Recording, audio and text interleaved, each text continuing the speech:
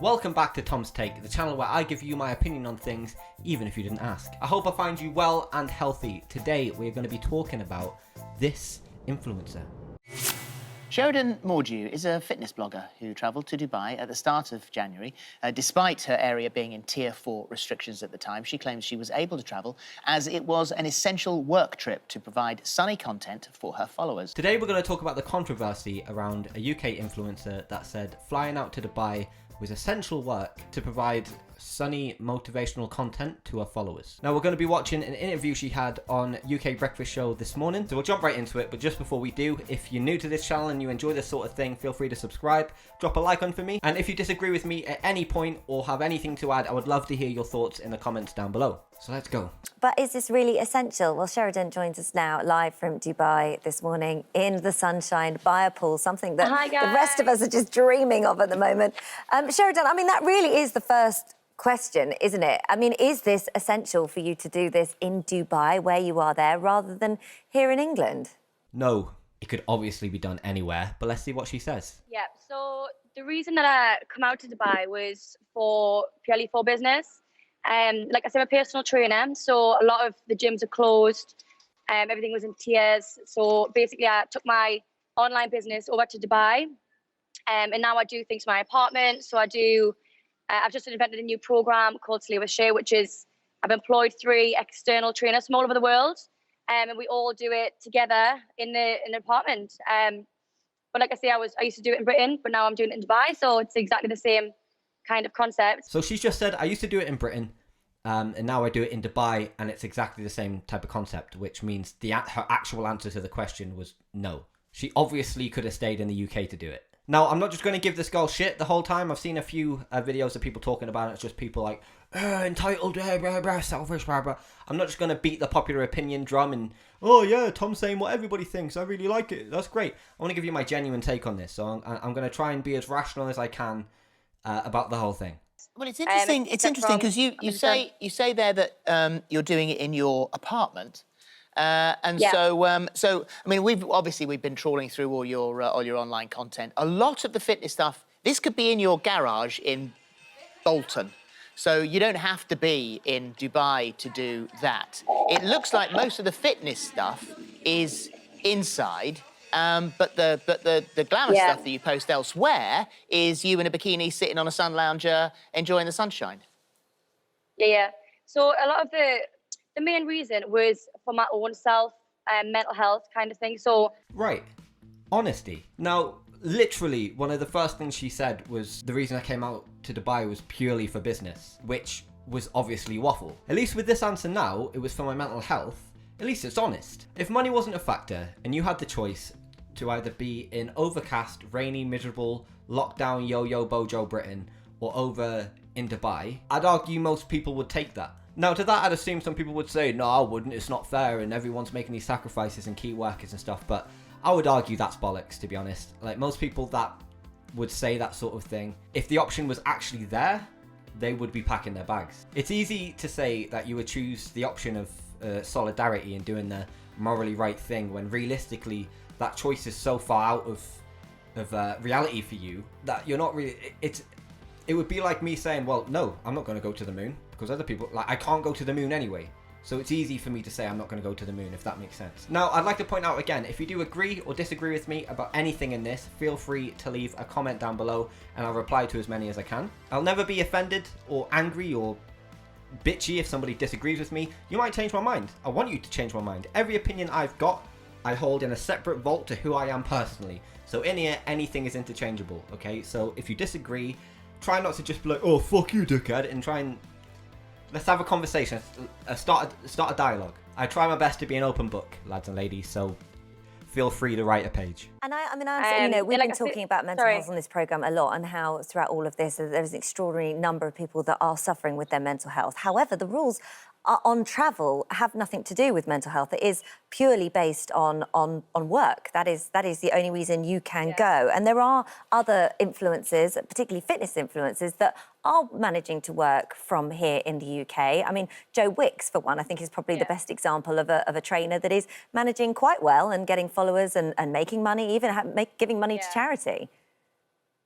Yeah, I think a lot of the time as well, like I had quite a few, well, actually quite a lot of messages of young girls who are saying, do you know what, like I'm feeling anxious, I'm feeling depressed, like I can't be able to get off the settee, and they were coming to me with their issues.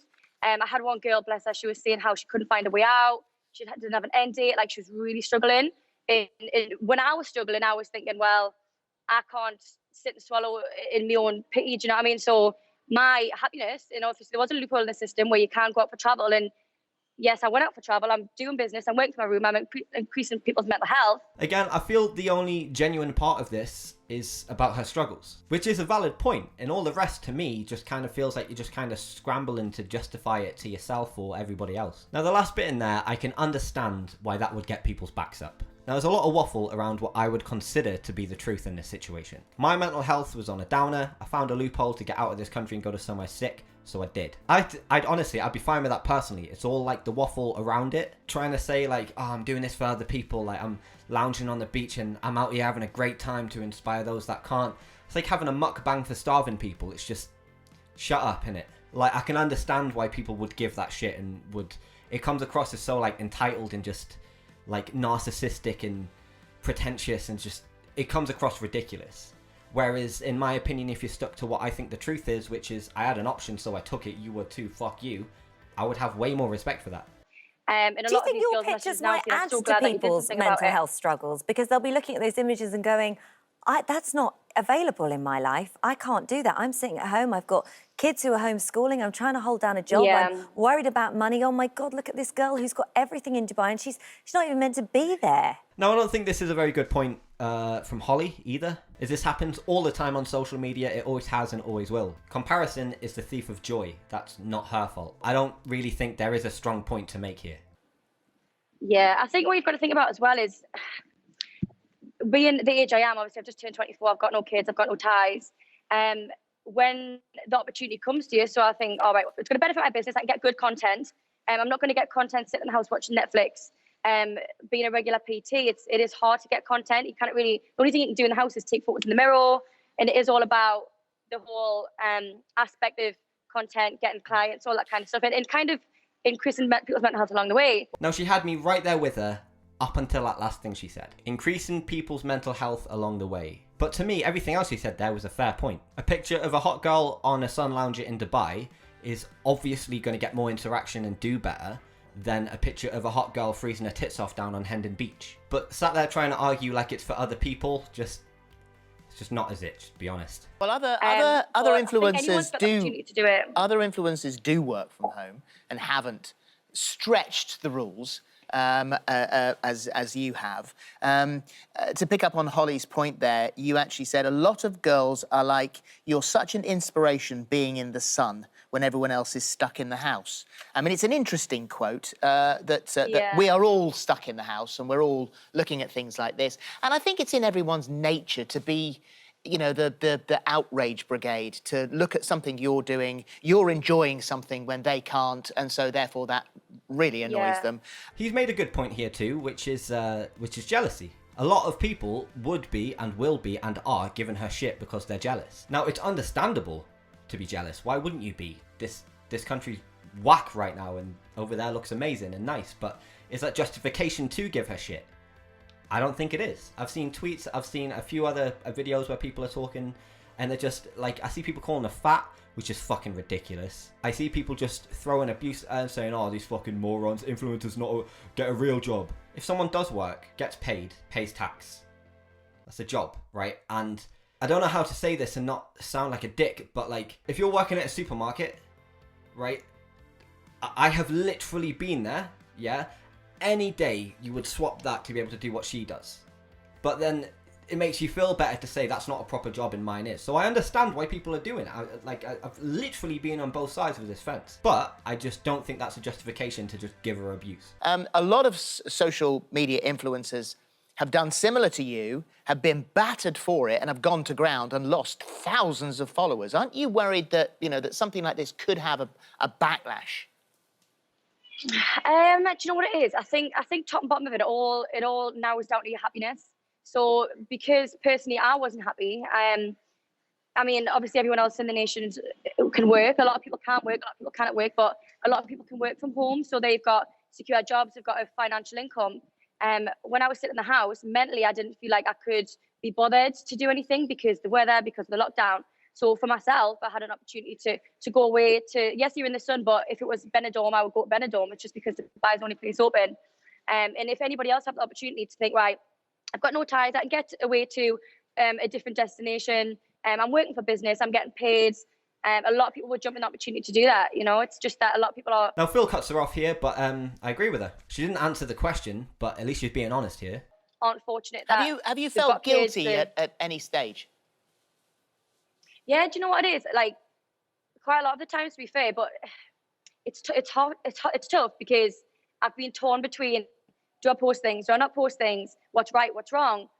Do I show people what I'm up to? Do I not show people what I'm up to? But I follow quite a lot of influencers on Instagram, and a lot of people did polls. So they said, how would you guys feel about me posting my experience in Dubai? Yes or no? And the percentage-wise, I was keeping an eye on was like 90% yes, do what you're doing, like, but the thing is, you're sort of digging out your own argument there, unfortunately, because if you don't post, if you go to Dubai and you don't post, then there was absolutely no reason, an excuse for you to go in the first place.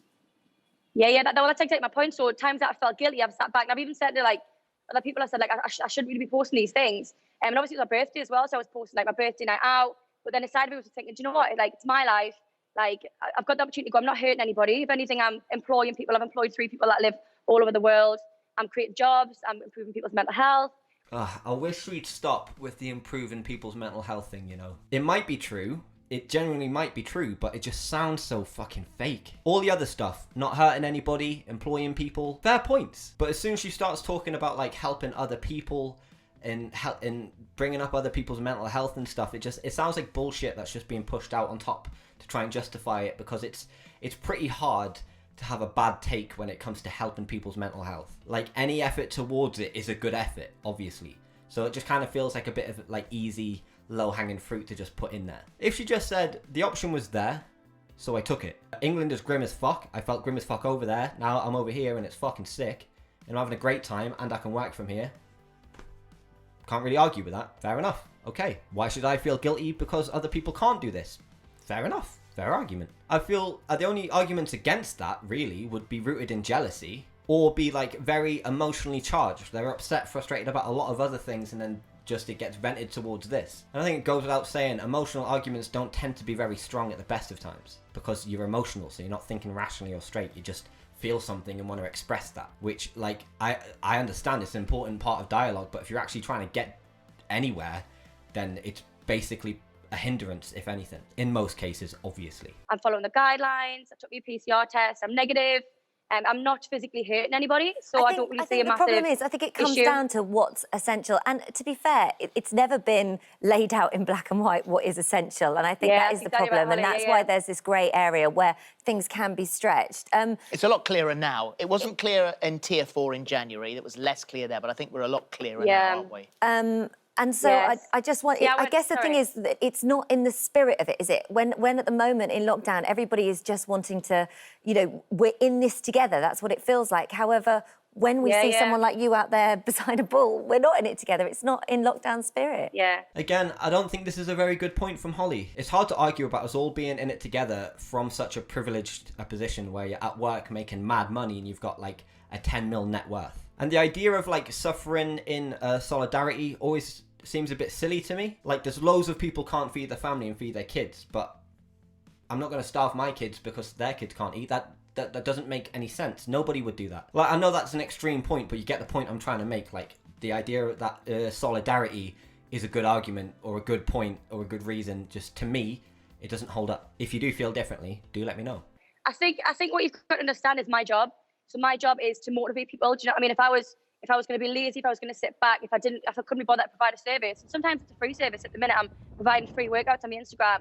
I could just sit back and just think, do you know what? I'll wait until the gym's open. But because I've got such a high demand of young girls that I want to do it. This image doesn't motivate me. It makes me feel utterly jealous. Like, I'm just so jealous. I just want to feel the sun on my skin. That's all I want. I would love nothing more than to do that. That was essential. What you posted there was essential. Now, Holly's just straight up said that makes me jealous, but that's Holly's problem, right? You could make that argument about virtually anything. Now, seeing these two on this TV show this morning, every day, they're able to go to work, they're able to make mad money. I'm jealous of that. So are they going to stop making the show? No, because it's a me problem. Now, as for the point that Phil is bringing up, like, obviously, riding a camel isn't fucking essential, is it? But I don't think she went over there specifically to ride camels. If she is following their rules and following the laws and she's doing everything to the book, however dodgy this book is and how much it can be warped, then she's not doing anything wrong. So it's just people getting in their feelings and attacking her, which is obviously bullshit. I mean, yeah, there's loads of videos on my Instagram. Obviously, that was just the one me riding a camel. But you know what I mean? I think if you ever had a look at, obviously, I look at my Instagram, you see workouts. But I think in a world where you can be anything, be kind. And I think a lot of people forget about that.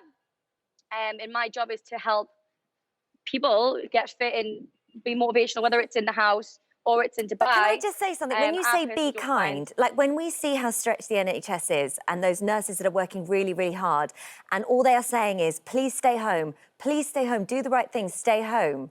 And you're saying, be kind. Are you being kind to them by encouraging others to travel for what you deem as essential work? Now, I'm disagreeing with Holly a lot here, and I'd like to point out I don't have a problem with her, obviously. I just think she's making some dead points right now. And this one specifically, to me, it feels a bit kind of virtue signally, just empty nonsense, nice kind of sentiment, but doesn't actually really mean anything. The NHS workers are asking us to stay home. They mean people in the UK to stop transmitting the virus and stuff.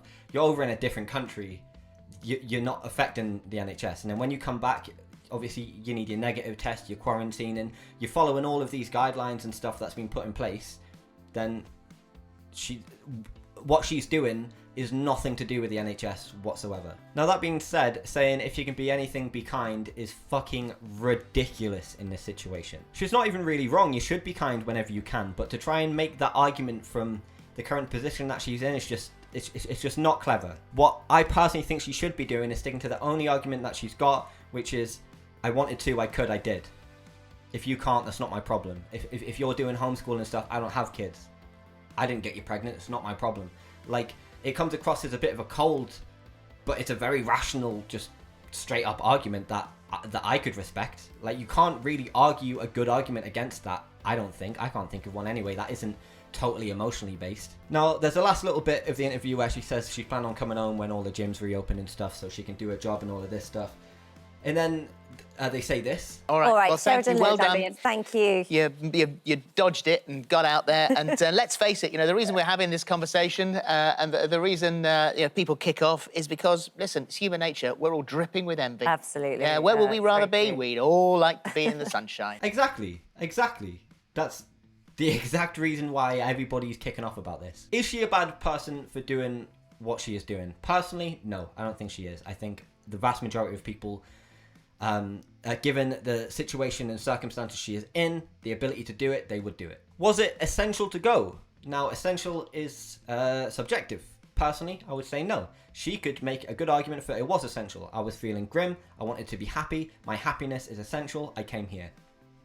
Okay, I can't argue with that. I might not like the argument, but it's pretty strong. And I'd also really genuinely love to know what you guys think about this situation, about my take on these things. If you agree, if you disagree, if you're indifferent, if you just think the word influencer makes you want to jump off a cliff, all of these things. I would really, really appreciate it if you drop a comment and let me know. Drop a like if you enjoyed the video. Subscribe if you're new. I've had to film this at night time, so the lighting's a bit weird, so I might look a bit like a fucking demigorgon, and I'm sorry about that. But yeah, like I said, I hope you've enjoyed the video. Drop a like, subscribe, stay healthy, stay well, all of that stuff, and I'll see you very soon. Clonk.